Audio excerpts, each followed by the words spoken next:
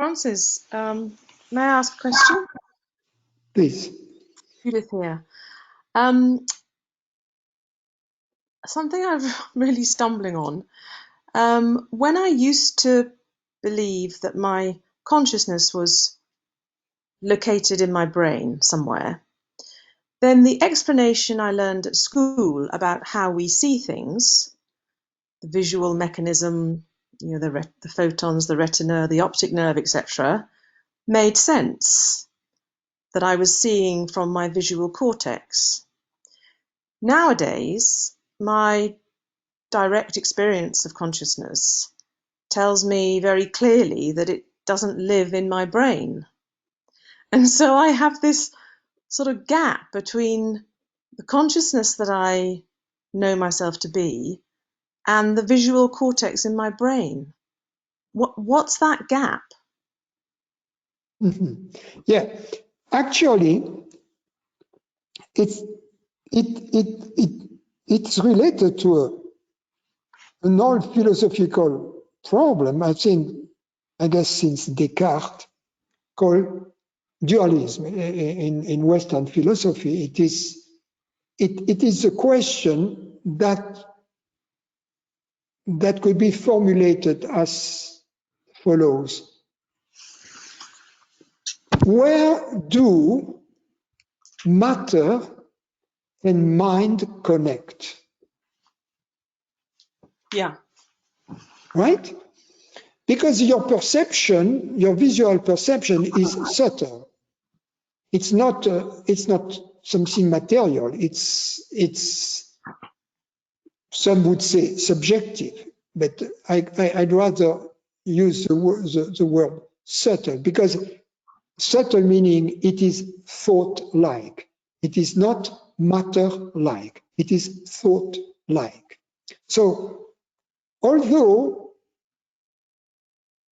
we have experimental evidence that there is connection between physical events and mind events, there is no the interface between the physical world and the mind world escapes us, eludes us. We have experimental evidence of a two-way street between mind and matter. One way is, for instance, if we burn ourselves, that's a physical element, we experience pain. Or if an explosion takes place in the world, we hear the sound. So there is, in this case, a causal relationship that goes from an event in the physical world to a perception in the mind world. There is also the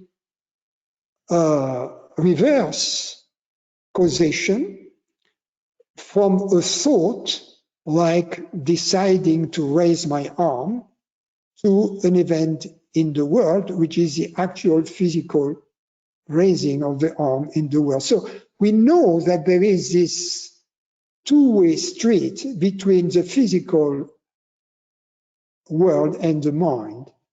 But the question is, where is the borderline? You know, where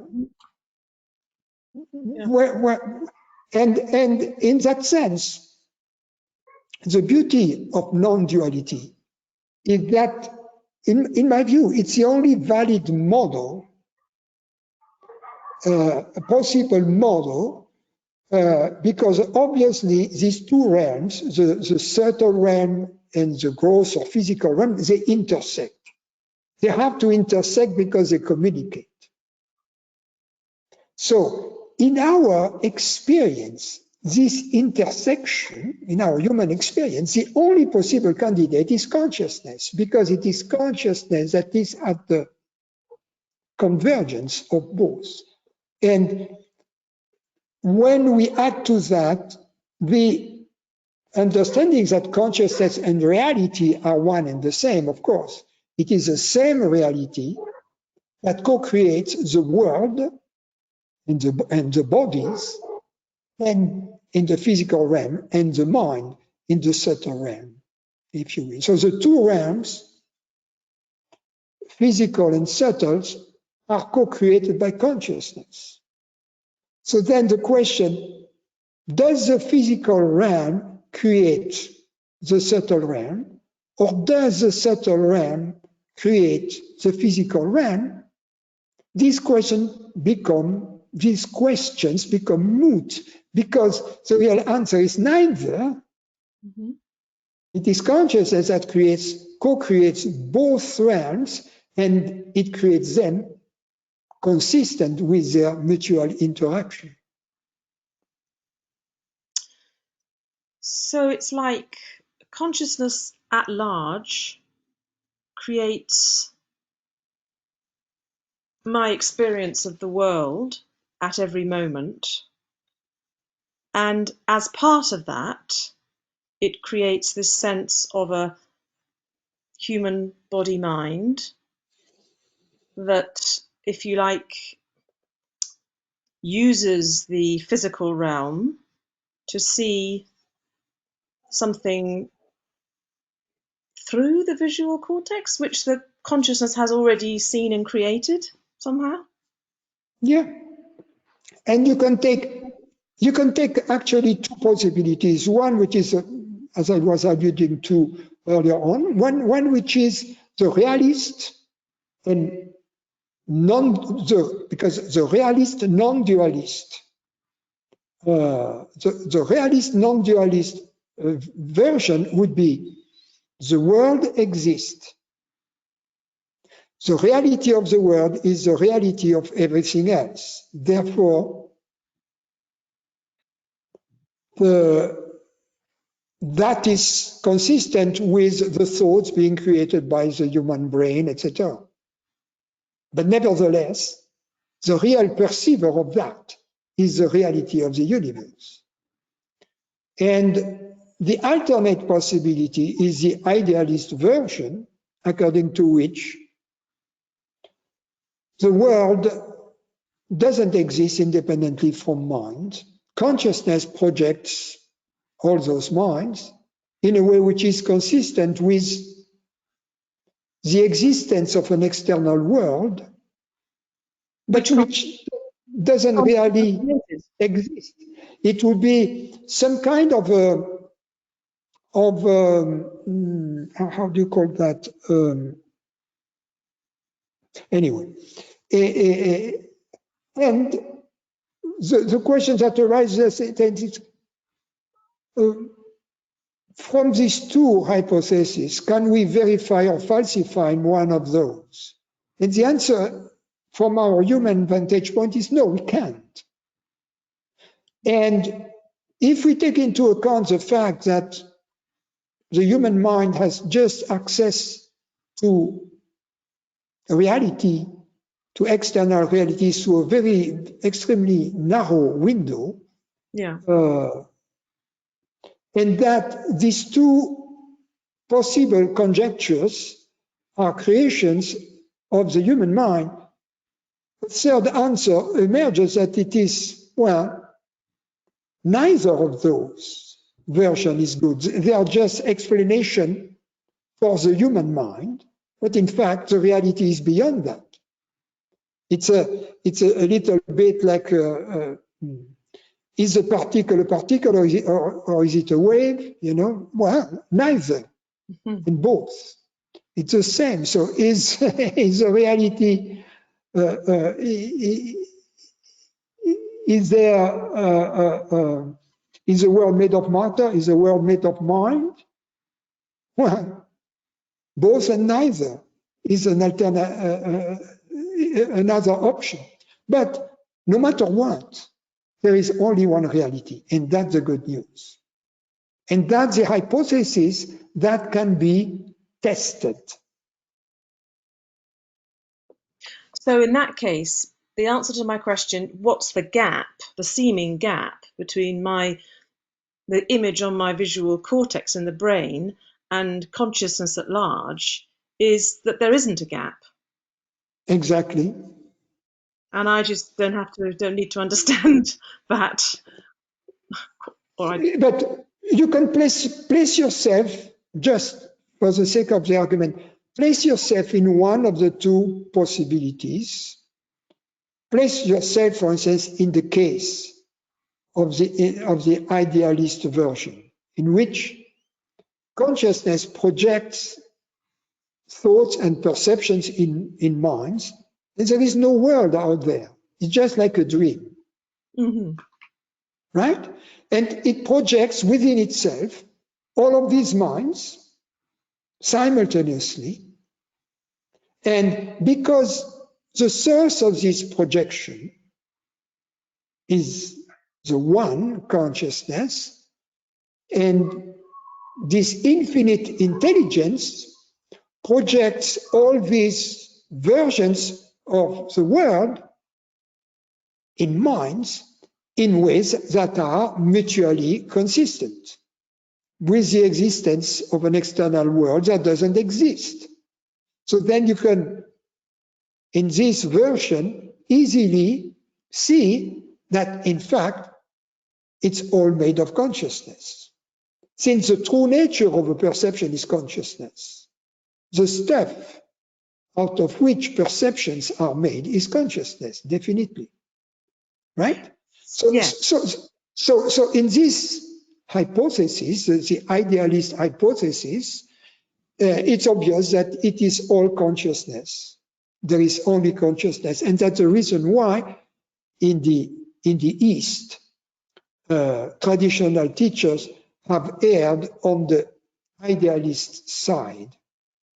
For instance, if you listen to, or if you read the teachings of Atmananda Krishna Menon, you could see that, or Ramana Maharshi, it's a form of idealism. Reality is really the dream of Vishnu, right? The reality, reality, the world. There is no external world, it's all minds.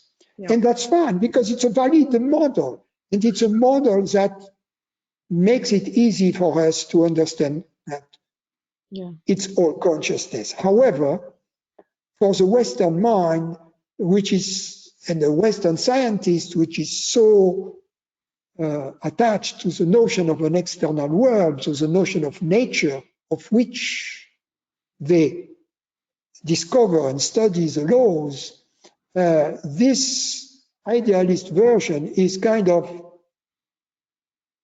too simplistic, too ancient, too caveman-like. Mm-hmm. So that's why, in order to be really complete, I address in my answers also the alternate possibility, according to which the world exists independently from mind. Because at the end of the day, it boils down to the same, because there is only one reality. This version of non-duality, and we could call it the realist version of non-duality, is more palatable to the Western culture, and especially to the scientific culture, because scientists have this almost instinctive admission that there is nature, that there is a reality, the laws of which they study. So for the Western mind, this path to non-duality is perhaps more adapted, at least for those who are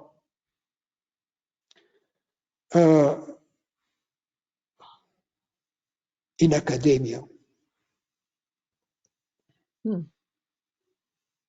And I feel that it's a pity in a sense that non-duality, which could be such a satisfactory epistemological background for scientists, is not even considered in academia. I'm not talking about liberal arts, I'm talking more about philosophy and physics and mathematics departments, is not considered because too many, because it's polluted, because non-dualist teaching is polluted by stupid new age stuff. Hmm. It's all over, it's everywhere. Yeah. And as a result, of course, why would a bona fide physicist attend a convention or a meeting in which you hear so exotic and outlandish theories Mhm. about mind and matter? So to the pure physicist, if you like, the pure scientist, you would say, okay, everything is made of fundamental particles, and that includes everything in the. I mean, I don't see the difficulty for the scientist because the whole universe is made of fundamental particles. Well, we Or, don't know what the fundamental particles are well, made out of. So there is a reality behind that, obviously, and these fundamental particles is only one aspect of physics, and there is the other aspects of the universe and of the space-time right, continuum. So physics is not unified yet, of course, yeah, and there are other options when we go down the microscopic scale, down to the Planck scale, where all models, all theories then find their limits. So there are so many unanswered questions. But nevertheless, I think that every physicist somehow has this deep intuition of the oneness of nature. yeah.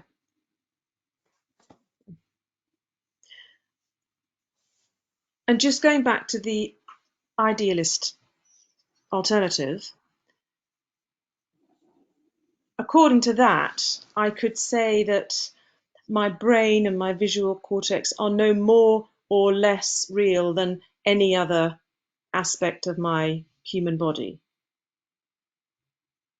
In this version, yes, they are just elements of a dream, and ultimately they are made out of consciousness. Because this, let's take a thought, for instance. We experience a thought, but before the presence of the thought, we were conscious. Hmm. During the presence of the thought, we are conscious. After the presence of the thought, we are conscious. But the thought has arrived into consciousness out of nowhere and has vanished back into nowhere, right? Yeah, amazing. It didn't go, this thought didn't come from some hard disk or some, and didn't go back to a hard disk to be stored.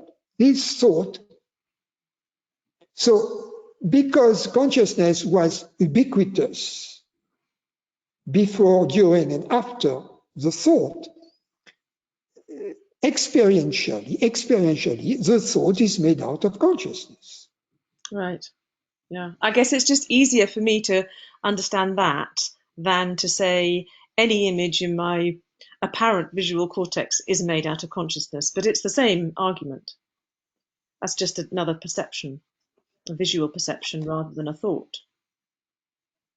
Yeah, but on the other, if you look at the others, it's like there are two sides. There is it's like there are two sides of apparently two sides of the same coin. One side is the subjective side, the other side is the objective side. So as electrical signals and chemical reactions, take place in the brain and the neurons are firing, and all of that can be kind of observed and measured simultaneously. Images, thoughts, perceptions are created on the other side, right? Yeah. We know that these two processes simultaneously evolve and that they are related. Now, on one side, the perception of the reality of the process is consciousness, right? Yes. Yes.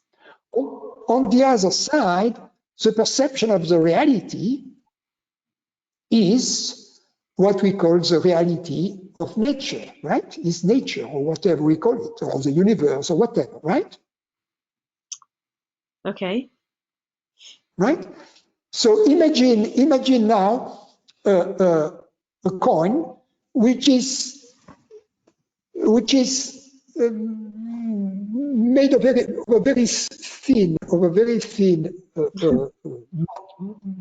substance, so that every time you imprint something on one side of the coin, on the other side, the corresponding imprint appears. You are following me, right?